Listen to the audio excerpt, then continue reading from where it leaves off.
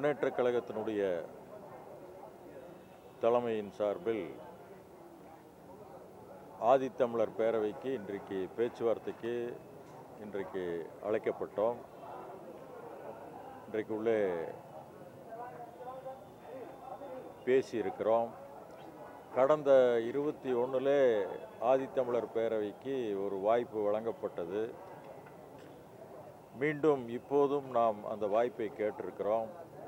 கடந்த காலத்தில் 13 கட்சிகள் மட்டுமே கூட்டணியில் இருந்தது. இப்போது ஏறத்தாழ 19 கட்சிகள் வந்திருக்கின்றன. இன்னும் பல தனி நபர்களும் வந்து இணைந்திருக்கிறார்கள்.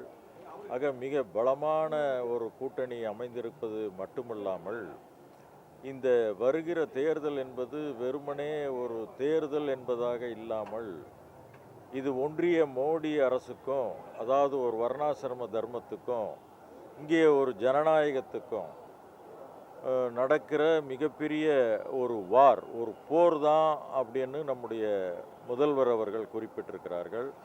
அந்த வகையில் இன்றைக்கு திராவிட முன்னேற்றக் கழகத்தினோடு தலைமையோடு இணைந்து ஆதித்தமிழர் பேரவையும் இன்றைக்கு பயணிப்பதுடன் தேர்தலிலே மக்களை சந்தித்து வாக்குகளை கேட்பதிலும் முன்னணியிலே நாங்கள் நிற்கப் போகிறோம். அது மட்டுமல்ல, அருந்ததியர் மக்களுக்கு திராவிட முன்னேற்றக் கழகம் மட்டும்தான் கடந்த காலங்களிலே 3 விழுக்காடு இடஒதுக்கீடு கொடுத்தது மட்டுமில்லாமல், பல்வேறு வரலாற்று தலைவர்களுக்கும் நினைவு மண்டபங்களை எழுப்புவதில் திராவிட முன்னேற்றக் கழகம் மட்டும்தான் அதை செய்தது.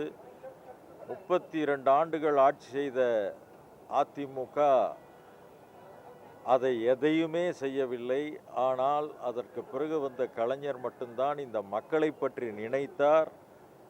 அந்த நினைத்ததின் வாயிலாக 3 விழுக்காடு இடஒதுக்கீடு கிடைத்ததின் பலனாக இன்றைக்கு நூற்றுக்கணக்கான அருந்ததியர் மக்கள் இன்றைக்கு தங்கள் வாழ்விலே முன்னேற்றம் கண்டிருக்கிறார்கள். அந்த நன்றியை மறக்காமல் வருகிற தேர்தலிலே அவர்கள் இந்த திராவிட முன்னேற்றக் கழகத்தினுடைய தலைமையிலே இருக்கிற கூட்டணி கட்சிகளுக்கும் திராவிட முன்னேற்றக் கழகத்திற்கும் தங்களுடைய வாக்குகளை அளிக்க தயாராக இருக்கிறார்கள்.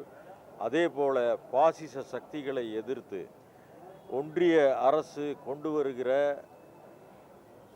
தமிழ்நாட்டினுடைய உரிமைகளை மறுக்கிற, தமிழ்நாட்டுக்கு நிதி ஒதுக்க மறுக்கிற, தமிழ்நாட்டின் கல்வியை சிதைக்க நினைக்கிற, மொழியை திணைக்க நினைக்கிற ஒன்றிய அரசை கடுமையாக எதிர்ப்பதிலே ஆதித்தமிழர் பேரவை திராவிட முன்னேற்ற கழக கூட்டணியோடு தொடர்ந்து பயணிக்கும். 26 வெற்றி வாகை சூடி மீண்டும் தளபதி அவர்கள் 2.0 என்கிற அந்த ஆட்சியை பொற்கால ஆட்சியாக நிச்சயமாக நமக்கு தர இருக்கிறார்கள்.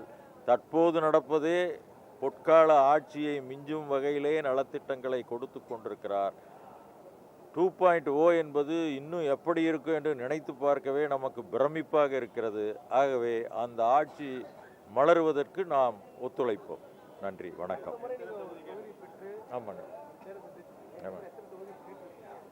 இந்த முறை அவர்கள் இன்னும் முடிவு செய்யலைங்க. நாங்கள் எத்தனை தொகுதியெல்லாம் இன்னும் கேட்கல. எங்களுக்கு தொகுதிகள் வேண்டும் என்று கேட்டிருக்கிறோமே தவிர அவர்கள் அதை முடிவு செய்வார்கள்.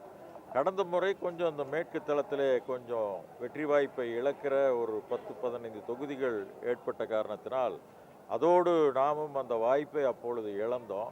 இப்போ அந்த நிலை இல்லை. இப்போ ஒரு மிகப்பெரிய அலை இன்றைக்கு தளபதி அவர்கள் செய்திருக்கிற நலத்திட்டங்களும் மற்ற பல்வேறு நிகழ்வுகளும் பார்க்கும் பொழுது மிகப்பெரிய வாய்ப்பு இன்றைக்கு அந்த 200 தொகுதிகள் என்பது அவர்கள் நிர்ணயித்திருக்கிறார்கள்.